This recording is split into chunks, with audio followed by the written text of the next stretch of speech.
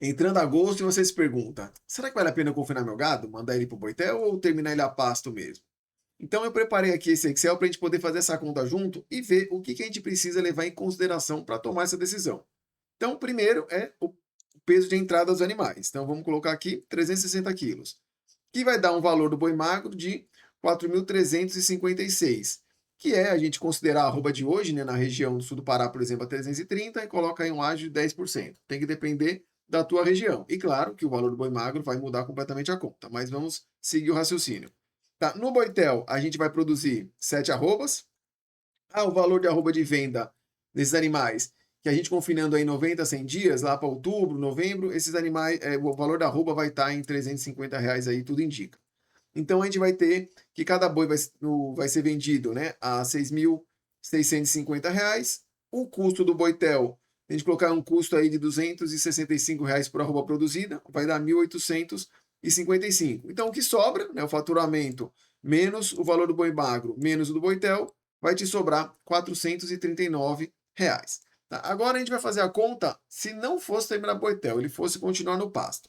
Então vamos manter as mesmas premissas, 360 quilos, o mesmo valor do boi magro, o mesmo arrobas que a gente vai produzir nesse período, né, da engorda, e o faturamento mesmo. Então, agora definir o tempo de fazenda. Vamos considerar que a gente vai passar esses períodos de seca agora, né, com baixíssimo desempenho ou quase nada, depende da estratégia que usar, se for só a pasto, e que os animais vão começar a ganhar peso nas águas. Então, eles vão sair lá para maio, junho. Então, vai dar um tempo de fazenda aí de 10 meses. O custo, né, por mês desses animais, né, um desembolso cabeça-mês para essa fase de engorda, a gente pode colocar aqui R$ 120, que é onde gasta mais nutrição, né, por cabeça. Então a gente pode considerar aí R$ 120. Então a gente vai ter um custo de pasto de R$ 1.200. Então se a gente fizer a mesma conta, vai sobrar por animal R$ 1.094. É bem mais do que o dobro do que sobra animais de confinamento. Então, por essa conta aqui, a decisão é muito simples. Não vale a pena confinar. Mas ela não pode, a discussão não pode acabar aqui, né? Você tem que entender o que, que vai acontecer em todo o ecossistema, né? Em toda a fazenda, a operação como um todo. Então, vamos avançar aqui um pouquinho mais. Se a gente entender que esse perfil da fazenda, a gente está falando de um rebanho de 1.000 cabeças, em que eu tenho 500 animais de recria e 500 animais de engorda. Os animais que a gente vai vender são esses 500 animais de engorda e que, pelo resultado que vai sobrar, a gente vai ter R$ 547 mil. Lembrando que eu estou separando as atividades, né? Recria da engorda. Porque quando você compra esses animais, está comprando de você mesmo da operação da recria. Mas eu vou falar só da questão da engorda. Então a gente tem esse resultado. Quando a gente compara com o Boitel, se a gente colocar o mesmo perfil, né? A gente vai colocar aqui esses 500 vezes o resultado dos 439, a gente tem R$ 219 mil. Pô, mas é bem menos. Eu já sabia disso, fizemos uma conta à toa. Não, peraí que ainda não é assim. Por quê? Porque você concorda comigo que a parte de recria, a gente está falando do quê? Dos animais entrando a 210 quilos, por exemplo, e saindo a 360 quilos, que foi o que a gente colocou lá para a entrada do confinamento agora em agosto.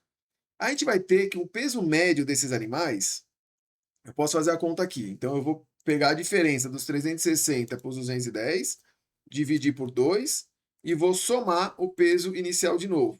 Opa, e vou somar o peso inicial de novo, os 210. Então a gente vai ter que é 285 quilos. Já na operação de engorda, vai ser os mesmos 360 quilos que é a saída da recria, e vamos colocar aqui que esses animais serão abatidos com 570 quilos.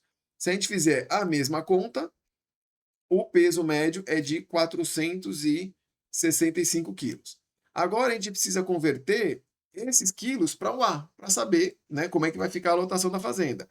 Então, se eu pegar esse peso e dividir pelos 450 quilos, a gente vai ter que cada animal corresponde a 1,03 watts. E a gente fizer a mesma conta para o de cima, a gente vai ter que é 0,63 watts. Isso corresponde ao quê? Que se eu pegar 500 cabeças da engorda e multiplicar por essa conversão, a gente vai ter que na fazenda ela está comportada de engorda 516,7 UAs. Então, se eu pego essas 516,7 UAs e divido pelo o que uma cabeça da recria representem o AS, a gente tem 815,8 animais que substituiriam. Então, nessa parte da engorda aqui, que seriam 500 animais no outro cenário, ela muda para 815 cabeças a mais, tá? Então, o faturamento sobe, né, para 358 mil. Fábio, mas ainda assim é abaixo do 100 Boitel, você está fazendo conta à toa. Não, ainda não. Por quê? Quando a gente faz essa mudança, o que a gente vai passar a vender, a entregar para o Boitel, não é mais os 816 cabeças. Ele é todo o meu rebanho de recria, porque ele vai passar o ano na fazenda, todos aqueles animais, e vão sair todos eles ali, né, independente de quando for, mas todos eles vão para o confinamento. Então, são os 1.300 animais que você vai estar ofertando. E quando a gente coloca pelaquela margem, já dá 577 mil reais. Ele é mais do que a operação sem Boitel. Claro que para tomar essa decisão, não é só isso. A gente precisa entender que depende de quanto você quer ficar exposto, se você está protegido ou não desses animais na bolsa, por exemplo. Como é que vai ter a sua sensação, o que o mercado indica que vai ter com o comportamento do preço naquela época.